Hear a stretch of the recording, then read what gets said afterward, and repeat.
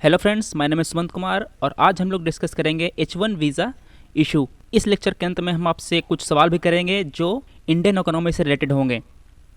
तो इस इशू को जानने से पहले हम लोग ये देख लेते हैं कि आखिर ये H1 वीज़ा है क्या।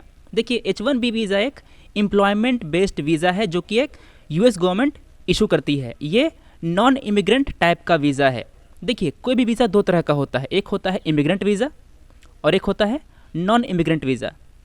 इमिग्रेंट वीज़ा वो वीज़ा होता है जो एक पर्सन अप्लाई करता है किसी कंट्री में परमानेंटली रहने के लिए। फॉर एग्जांपल, अगर आप यूएस में परमानेंटली रहना चाहते हैं तो आप इमिग्रेंट वीज़ा के लिए अप्लाई करेंगे।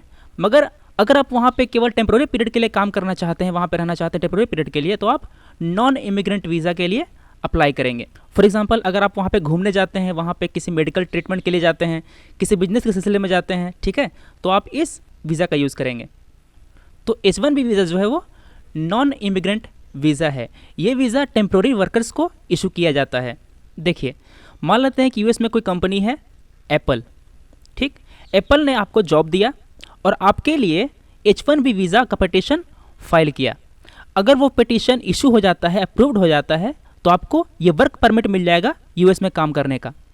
फिर क्या होगा, आप वीज़ा इशू करा सकते हैं और फिर यूएस में काम कर सकते हैं। ये होता है प्रोसेस एक H1B वीज़ा इशू होने का। अगर आप वो जॉब छोड़ देते हैं या आप निकाल दिए जाते हैं तो आपको या तो अलग जॉब पकड़नी पड़ेगी, दूसरी जॉब पकड़नी पड़ेगी, या तो आपको यूएस छोड़ना पड़ेगा। क्यों? क्योंकि ये टेम्प्रोरी वीज़ा है, ठीक है, ये नॉन इमिग्रेंट वीज़ा है। यूएस गवर्नमेंट ने H1B वीज़ा को इशू करने के लिए कुछ कंडीशंस रखी हैं। पहली कंडीशन ये है कि आप किसी ऑक्यूपेशन में स्पेसिफाइड होनी चाहिए, आप उसमें स्पेशल स्किल्स रखनी चाहिए। दूसरा कंडीशन ये है कि आपके पास एक बैचलर डिग्री या उसका कोई इक्विवेलेंट डिग्री होना चाहिए। H1 वीज़ा अगर आपको इशू होता है तो आप यूएस में 3 साल रह सकते हैं, ठीक है। ये जो 3 साल का पीरियड है ये एक्सटेंड हो सकता है 6 साल तक। चूँकि अब हमने समझ लिया है कि H1B वीज़ा होता क्या है, अब हम लोग देखते हैं कि आखिर इशू क्या है। देखिए, जो यूएस गवर्नमेंट है वो एक निश्चित संख्या में इस वीज़ा को इशू करता है। तो होता क्या था कि जो इंडियंस हैं वो काफ़ी संख्या में इस वीज़ा के लिए अप्लाई करते हैं और इस वीज़ा को पाते हैं। तो होता क्या था कि यूएस में जो कंपनीज़ हैं वो इंडियंस को रिक्रूट करती हैं सस्ते वेजेस पे और वहाँ पे जॉब प्रोवाइड करती हैं। तो होता क्या था कि यूएस में जो लोग हैं उनको जॉब नहीं मिल पाता था। तो इस कारण से जो यूएस गवर्नमेंट है वो एक बिल ला रही थी इसको कैप करने के लिए, कि मतलब कम लोगों को वीज़ा प्रोवाइड किया जाए या फिर इसमें कुछ रिस्ट्रिक्शन लगा दी जाए ताकि जो बाहर के जो लोग हैं, जो इंडियंस, चाइनीज़ वगैरह जो लोग हैं, उनको वीज़ा ना मिल पाए। लोगों को वीज़ा लेने से रोकने के लिए सरकार करती क्या थी, ये जो वीज़ा का जो फ़ी है इसको भी बढ़ा देती थी, ठीक है। मतलब जो यूएस है वो साम दाम दंड भेद सभी तरीके अपनाता था लोगों को H1B वीज़ा से लेने से रोकने के लिए। क्यों? क्योंकि वहाँ की जो जनता है उनसे प्रेशर होता था यूएस गवर्नमेंट पे कि भाई जो हमारे जो जॉब हैं ये लोग खाते जा रहे हैं आके, इसलिए आप उनको रिस्ट्रिक्ट कीजिए। मगर यार, यूएस को अगर इतनी प्रॉब्लम है जॉब खाने से तो आखिर वो इसको इशू क्यों करता है? देखिए, यूएस की जो कंपनीज़ हैं उनके लिए ये वीज़ा बहुत फ़ायदेमंद है। क्यों? क्योंकि इंडिया में और चाइना में जो लोग हैं काफ़ी टैलेंटेड होते हैं आईटी वर्क्स में। तो ये जो कंपनीज़ हैं, एप्पल है, माइक्रोसॉफ्ट हैं, ठीक है, तो ये लोग इंडियंस और चाइनीज़ को रिक्रूट करते थे कम सैलरीज़ में, ठीक है। और जो यूएस के जो लोग हैं वो काफ़ी सैलरी मांगते थे उसी काम के लिए, ठीक। तो होता क्या था कि जो बड़े मल्टीनेशनल कंपनीज़ हैं यूएस में वो गवर्नमेंट पे प्रेशर डालती थी कि भाई इसको आप बढ़ाइए, इसको आप और इशू कीजिए ताकि हम लोग को कम पैसे में हमारा काम हो सके इंडियन और चाइनीज़ वर्कर्स द्वारा। ये तो फ़ायदा था यूएस को। अब हम लोग देखते हैं कि इंडिया को क्या फ़ायदा है इस H1 वीज़ा स्कीम से, हम लोग क्यों परेशान हैं इतने। देखिए, इंडिया की जो कंपनीज़ हैं, इंडिया के जो लोग हैं, उनको इस वीज़ा से बहुत फ़ायदा होता है। बहुत सारी इंडियन कंपनियाँ यूएस में काम कर रही हैं, ठीक। फॉर एग्जांपल TCS है, विप्रो है, ये सब यूएस में काम कर रही हैं, वहाँ पर उनका ब्रांच है। तो ये सब कंपनी करते क्या है कि ये लोग इंडिया से वर्कर्स मंगाते हैं, ठीक है। क्यों? क्योंकि जो यूएस वर्कर हैं वो काफ़ी कॉस्टली होते हैं, वो ज़्यादा पैसे मांगते हैं। तो अगर इंडियंस वर्कर आकर को वहाँ काम कर देंगे तो ये सस्ते में हो जाएगा, ठीक है। दूसरा रीज़न ये था कि जो इंडियंस होते हैं वो इंग्लिश में काफ़ी अच्छे होते हैं, ठीक है। तो देखिए, इंडियंस के पास टेक्निक तो है ही, उनके पास टेक्निकल नॉलेज तो है ही, प्लस उनके पास कम्युनिकेशन स्किल भी है, ठीक, उनके पास लैंग्वेज भी है।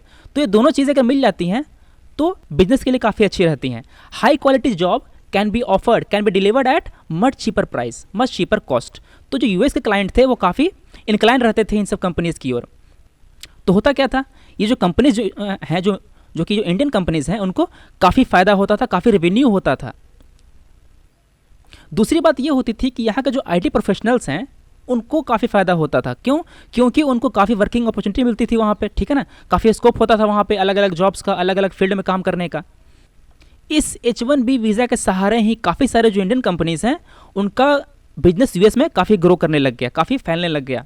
उनमें से है TCS, Infosys, Wipro, HCL tech etcetera. देखिए, एक और फ़ायदा ये होता है कि अगर आपके पास H1B वीज़ा है तो वहाँ पर आप 5 साल काम करने के बाद यूएस में परमानेंट रिसाइड करने के लिए अप्लाई कर सकते हैं, ठीक है।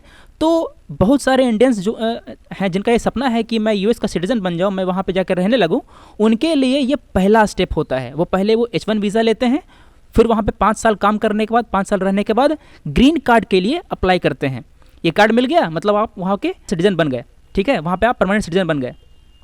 अब देखिए, अगर इंडियन कंपनीज़ को और इंडियन लोगों को इतना फ़ायदा होगा और अगर यूएस इस वीज़ा को कैप कर देगा तो हम लोग तो गुस्सा होंगे ही, है ना। क्यों? क्योंकि हमें फ़ायदा हो रहा था। ये पूरा इशू इसी से रिलेटेड है। एक यूएस वीज़ा जो H1B वीज़ा है वो कैसे मिलता है, उसका कॉस्ट क्या होता है, हमने इस स्लाइड में रख दिया है। अगर आपको कोई इंटरेस्ट है इनमें तो आप पढ़ सकते हैं, हमारे काम के लिए ये ज़रूरी नहीं है।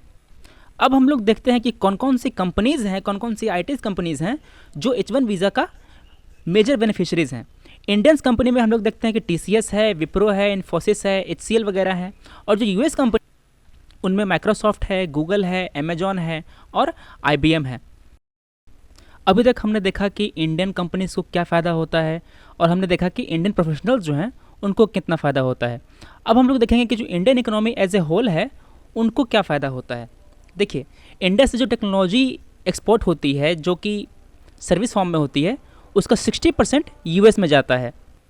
हम लोग जो भी सर्विस यूएस को एक्सपोर्ट करते हैं उसको वो डॉलर में पे करता है हम लोग को। तो इससे क्या फ़ायदा हुआ, हम लोग को फॉरेन एक्सचेंज मिला। इस फॉरेन एक्सचेंज को हम लोग कहाँ यूज़ करते हैं, इसको हम लोग यूज़ करते हैं अपने इंपोर्ट्स के लिए पे करने के लिए। जैसे कि हम लोग यूएस से कोई कार मंगाते हैं या कोई एप्पल फ़ोन वगैरह मंगाते हैं तो उसको हम लोग डॉलर में पे करते हैं। डॉलर हमारे पास कब होगा, जब हम लोग अपने यहाँ से चीज़ें एक्सपोर्ट करेंगे। तो जो IT सेक्टर जो है जहाँ से हम लोग अपनी सर्विसेज एक्सपोर्ट करते हैं वो एक मेजर फॉरेन एक्सचेंज अर्नर है। देखिए, जब हमारा जो IT एक्सपोर्ट जब बूम होते हैं तो हमारा एक्सचेंज रेट भी स्टेबल होता है। क्यों?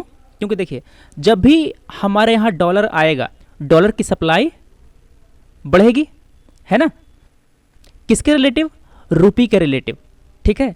तो इससे क्या होगा कि जो रुपी जो है उसका रेट स्टेबल होगा। अगर डॉलर की सप्लाई घट गई तो जो डॉलर है उसका रेट बढ़ जाएगा। डॉलर का रेट बढ़ जाएगा तो क्या हो जाएगा, हमारा जो रुपी है इसका रेट घट जाएगा। तो हम क्या देखते हैं, अभी देखिए, अभी क्या है, अभी $1 मान लेते हैं कि 60 रुपये के बराबर है, ठीक। अगर डॉलर की सप्लाई बढ़ गई तो क्या होगा, तो डॉलर का दाम गिर जाएगा, है ना। हमें $1 खरीदने के लिए हमें कम पैसे पे करने पड़ेंगे। पहले हम लोग पे करते थे 60 रुपये, अब हमें कितना पे करना पड़ेगा, 55 रुपये, है ना। अगर डॉलर की सप्लाई बढ़ गई, अगर सप्लाई बढ़ गई तो क्या करना पड़ेगा, हमें कम पैसे पे करने पड़ेंगे। अगर सप्लाई घट गई, ठीक है, तो फिर मार्केट में मारा मारी हो जाएगी, है ना। वो कहेगा कि हम इतने पे करेंगे, वो कहेगा कि हम इतने पे करेंगे, है ना। तो क्या होगा, डॉलर का रेट बढ़ जाएगा, हमें 60 के बजाय 65 रुपये पे करने पड़ेंगे, ठीक है। तो हम लोग देखते हैं कि अगर हम लोग फॉरेन एक्सचेंज अर्न करते हैं ज़्यादा तो हमारा जो एक्सचेंज रेट है वो स्टेबल होता है ना। अगर एक्सचेंज रेट स्टेबल होगा तो हमारे यहाँ जो इन्फ्लेशन है वो लो रहेगा, ठीक है। क्यों? क्योंकि हमारा जो रुपया है वो मजबूत है। अगर हमारे यहाँ इन्फ्लेशन कंट्रोल में है, अगर हमारे यहाँ इन्फ्लेशन कम है तो जो फॉरेन इन्वेस्टर हैं हमारे यहाँ आएंगे, हमारी तरफ अट्रैक्ट होंगे, हमारा जो FDI है इंडिया में वो बढ़ेगा, हमारे यहाँ कैपिटल इनफ्लो होने लगेगा, ठीक। तो हमने देखा कि कैसे H1B वीज़ा जो है हमें फॉरेन एक्सचेंज अर्न करने में मदद करता है और इस फॉरेन एक्सचेंज अर्न करने से हमें क्या क्या फ़ायदा होता है, इसीलिए ये बिल्ली भी खुश है। अब हम लोग देखेंगे कि जो H1B वीज़ा है वो अभी न्यूज़ में क्यों है। देखिए, यूएस में H1B वीज़ा को काफ़ी क्रिटिसाइज़ किया जाता है। वहाँ कहा जाता है कि जो H1B वीज़ा है इसका यूज़ किया जाता है किसी भी जॉब को आउटसोर्स करने में, ठीक है। वो काम यूएस में नहीं किया जाएगा, उस काम को यूएस से बाहर आउटसोर्स कर दिया जाएगा। तो वो लोग ये कहते हैं कि H1B वीज़ा के ज़रिए जो यूएस कंपनी है वो वर्कफोर्स को कम्प्लीमेंट नहीं कर रही, वो उसको रिप्लेस कर रही हैं। जो अमेरिकन वर्कर्स हैं वो बाहर के वर्कर्स द्वारा रिप्लेस कर दिए जा रहे हैं। इस कारण से वहाँ की जनता में काफ़ी असंतोष है। जनता का ये असंतोष समझते हुए डोनाल्ड ट्रंप ने इलेक्शन के दौरान इसका काफ़ी फ़ायदा उठाया और उसने अनाउंस किया था कि ये जो H-1B वीज़ा है इसका जो स्ट्रक्चर है इसको फिर से रिराइट किया जाएगा और हम लोग इसको फिर से अमेंड करेंगे और इसमें ज़रूरी चेंजेस किए जाएंगे ताकि जो यूएस है उसका इंटरेस्ट सिक्योर किया जा सके। वहाँ के लोग इससे ये भी नाराज़ हैं कि लोग H-1B वीज़ा जो है इसका यूज़ करते हैं ग्रीन कार्ड पाने के लिए, वहाँ का जो सिटीजनशिप है वो पाने के लिए। तो इससे जो यूएस का जो डेमोग्राफिक स्ट्रक्चर है वो चेंज होता है। तो चूंकि अब डोनाल्ड ट्रंप प्रेसिडेंट बन गए हैं तो अपने प्रॉमिस को फुलफिल करने के लिए वो काफ़ी स्टेप लेने के लिए एग्रेसिव हैं। इसी कारण से वर्तमान में ये जो इशू है वो काफ़ी न्यूज़ में रहा है। डोनाल्ड ट्रंप ने ये भी अनाउंस किया है कि जो यूएस में जो इमिग्रेशन नॉर्म्स हैं इसको और स्ट्रिक्ट किया जाएगा, इसको और टाइट किया जाएगा। फिर उसने ये भी अनाउंस किया है कि वहाँ पे एक इंस्पेक्टर राज लाया जाएगा। ये एक टर्म यूज़ किया जा रहा है उसके लिए। वो लोग ये कह रहे हैं कि जहाँ पे फॉरेन वर्कर्स वर्क करते हैं उसको रेगुलरली विजिट किया जाएगा इन सब इंस्पेक्टर्स के द्वारा। तो इससे होगा क्या, जो कंपनीज इन वर्कर्स को जॉब देते हैं वो इन वर्कर्स को जॉब देने से हिचकिचाएंगे। क्यों? क्योंकि वहाँ पे इन सब के द्वारा हरासमेंट किया जाएगा उन्हें। अब हम लोग देखेंगे कि अगर वो नॉर्म्स टाइट कर दिए गए तो इंडियन इकोनॉमी पे क्या इफेक्ट पड़ेगा। देखिए, जैसे ही ट्रंप ने अपनी अनाउंसमेंट की उसके बाद जो TCS है उसका शेयर का दाम 4.4% गिर गया। जो इन्फोसिस है इसके शेयर के दाम 2% गिर गए। विप्रो के शेयर का दाम 1.6% गिर गए। शेयर का दाम कब गिरते हैं? जब लोग शेयर बेचते हैं उस कंपनी के। लोग शेयर क्यों बेचते हैं? जब लोगों को लगता है कि इस कंपनी में हमें ज़्यादा फायदा नहीं मिलेगा तो वो लोग शेयर बेचने लगते हैं, है ना। इसका मतलब क्या, अगर किसी कंपनी के शेयर बिक रहे हैं मतलब उस कंपनी का जो बेनिफिट है, उसका जो प्रॉफिट है वो घटने वाला है ना। देखिए, TCS, इन्फोसिस, विप्रो, ये जो तीनों कंपनी हैं वो कंपनीज हैं जो H-1B वीज़ा का काफ़ी यूज़ करते हैं। ठीक, तो अगर H-1B वीज़ा का नॉर्म टाइट किया गया तो हमारी कंपनी का प्रॉफिट गिर जाएगा, है ना। अगर हमारी कंपनी का प्रॉफिट गिरेगा तो इंडिया का जो GDP है वो गिरेगा, हमारा ग्रोथ रेट गिर जाएगा, है ना। इसीलिए अरविंद सुब्रमण्यम ने कहा था कि अगर H-1B वीज़ा में कोई चेंज किया गया तो हम लोग 8 से 10% का जो ग्रोथ रेट टारगेट कर रहे हैं वो अचीव नहीं कर पाएंगे। ठीक, अब हम लोग देखते हैं कि इसका बुरा प्रभाव कौन कौन सा होगा इंडियन इकोनॉमी पे। देखिए, पहले तो ये होगा कि जो इंडियन कंपनीज़ हैं वो यूएस में अपना मार्केट ग्रो नहीं कर पाएंगे। क्यों? क्योंकि उनकी प्रॉफिट गिर गई है। वो लोग लोकल वर्कर्स जो हैं उनको हायर करने पे फोर्स हो जाएंगे, है ना। चूँकि वो वर्कर ज़्यादा पैसे मांगेंगे इसीलिए उनका जो ऑपरेशन कॉस्ट है वो बढ़ जाएगा, है ना। अगर उनका ऑपरेशन कॉस्ट बढ़ गया तो जो सर्विस प्रोवाइड करेंगे उसका दाम बढ़ जाएगा। अगर कोई चीज़ सर्विस उसकी महंगी हो गई, सर्विस उसकी, तो उसको खरीदने वाले कम लोग रहेंगे, है ना। अगर हमारी जो एक्सपोर्ट है उसको कम खरीदेंगे तो हमें कम पैसा मिलेगा, हमें कम फॉरेन एक्सचेंज मिलेगा। तो जो कंपनीज जो हैं वो सब ऑटोमेशन पे चले जाएंगे। क्यों? क्योंकि उन्हें वर्कर्स रिक्रूट करने में फ़ायदा नहीं हो रहा, वो लोग चीज़ों को ऑटोमेट करने लगेंगे। और क्या नुकसान होगा? हमारे जो IT प्रोफेशनल हैं, जो इंडियन IT प्रोफेशनल हैं, उनके लिए अपॉर्चुनिटी गिर जाएगी। ठीक है, अब जो यूएस कंपनी है इनको रिक्रूट करने में हिचकेंगी। देखिए, अगर हमारा सर्विस एक्सपोर्ट गिर गया, अगर हमारी फॉरेन अर्निंग गिर गई तो क्या होगा? हमारा जो करंट अकाउंट डिफिसिट है वो और ख़राब हो जाएगा, वो और गहरा हो जाएगा ये डिफिसिट। ठीक है, हमारा जो एक्सचेंज रेट है वो थोड़ा सा अनस्टेबल हो जाएगा और फिर जो इकोनॉमिक ग्रोथ है उस पर काफ़ी बुरा प्रभाव पड़ेगा। अगला देखिए, जो IT प्रोफेशनल्स हैं वो जाते हैं यूएस में काम करने, ठीक है, वहाँ से कमा करके जो इंडिया में पैसे भेजते हैं, तो उनके जो घर वाले हैं यहाँ पे गाड़ियाँ खरीदते हैं, घर खरीदते हैं, है ना। अगर वो लोग पैसे नहीं भेजेंगे तो यहाँ पे जो परचेजिंग है वो गिर जाएगी, जो गुड्स है यहाँ पे उनकी डिमांड गिर जाएगी। ठीक है, तो यहाँ पे गुड्स का कंजम्पशन गिर जाएगा। अगर कंजम्पशन गिर गया तो जो गुड्स प्रोड्यूस कर रहे हैं वो लोग कम प्रोड्यूस करने लगेंगे। ठीक है, तो हमारा जो GDP है ये गिर जाएगा। ये तो हुआ बुरे प्रभाव। अब हम लोग देखते हैं कि क्या अच्छे प्रभाव होंगे हमारे इंडियन इकोनॉमी पे। देखिए, पहला तो ये होगा कि वहाँ जो लोग स्किल्ड लोग जो इंडियंस काम कर रहे हैं वहाँ पे वो लोग वापस इंडिया में आएंगे। ठीक है, तो हमारा जो टैलेंट है वो हमें वापस मिल जाएगा।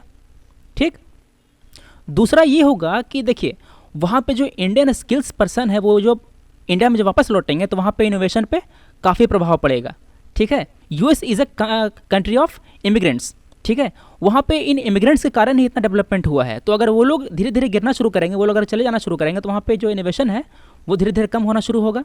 ठीक है, फिर जो अमेरिकन कंपनीज़ हैं वो बाहर के देशों में खास करके इंडिया में अपने R&D सेंटर्स लगाना शुरू करेंगे, रिसर्च एंड डेवलपमेंट सेंटर्स लगाना शुरू करेंगे। जैसे हमने देखा है कि अभी इंडिया में माइक्रोसॉफ्ट का R&D सेंटर पहले से ही आ गया है। अब जो है अमेजॉन भी अपना काफ़ी बिजनेस बढ़ा रही है इंडिया में, फ्लिपकार्ट को काफ़ी टक्कर दे रही है, ठीक है।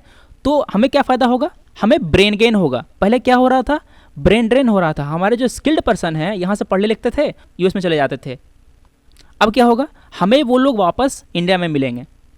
तो इस वीडियो में हमने देखा कि H1B वीज़ा क्या है, इससे जुड़ा हुआ इशू क्या है। फिर हमने देखा कि अगर यूएस गवर्नमेंट इस पर कोई डिसीजन लेती है तो इंडियन इकोनॉमी पे, इंडियन प्रोफेशनल पे क्या प्रभाव पड़ेगा, जो यूएस की जो कंपनीज़ हैं, यूएस की इकोनॉमी है, उस पर क्या प्रभाव पड़ेगा।